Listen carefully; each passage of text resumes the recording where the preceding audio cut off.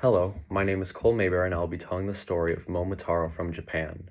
He was a child born from a peach and when grown set out on an adventure. A long, long time ago there lived an old man and an old woman. One day the old man went to the mountains to cut grass and the old woman went to the river to wash clothes. While she was washing, a great big thing came tumbling and splashing down the stream. When the old woman saw it, she was very glad and pulled it to her with a piece of bamboo that lay nearby.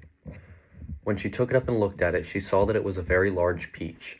She then quickly finished her washing and returned home, intending to give the peach to her old man to eat. When she cut the peach in two, out came a child from the large kernel. Seeing this, the old couple rejoiced and named the child Momotaro, or Little Peachling, because he came out of a peach. As both the old people took good care of him, he grew and became strong and enterprising. So the old couple had their expectations raised and bestowed still more care on his education. Momotaro, finding that he excelled everybody in strength, determined to cross over to the island of the devils, take their riches and come back. He at once consulted with the old man and the old woman about the matter and got them to make him some dumplings. These he put in his pouch. Besides this, he made every kind of preparation for his journey to the islands of the devils and set out.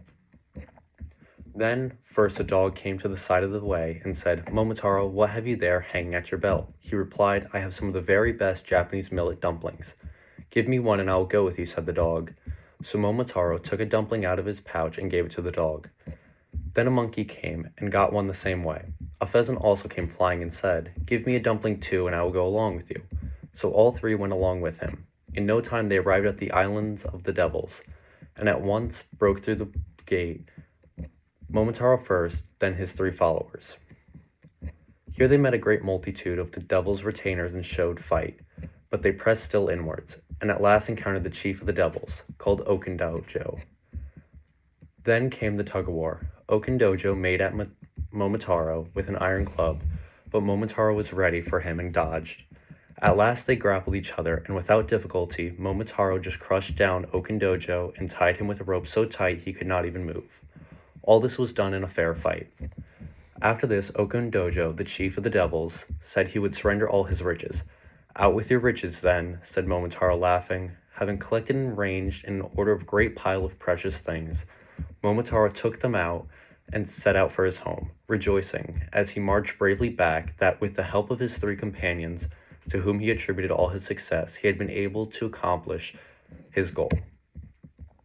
Great was the joy of the old man and the old woman when Momotaro came back. He feasted everybody bountifully, told many stories of his adventure, displayed his riches, and at last became a leading man, a man of influence, very rich and honorable, a man to be much congratulated indeed. The story of Momotaro is quite different from the classic European and North American folk tales we are used to. It is meant to be a guide for young children, aiming to instill fearlessness, humbleness, and honor.